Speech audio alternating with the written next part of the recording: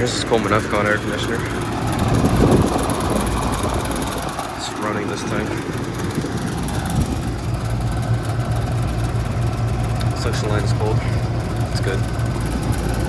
It's a 2-ton from 2005. Really not that legible anymore, but I can see it.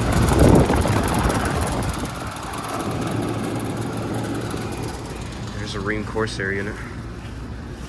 It's off. As we're running, actually. This is a 2-ton from 1998.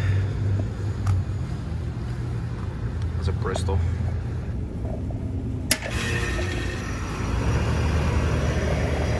I had a feeling that was gonna come.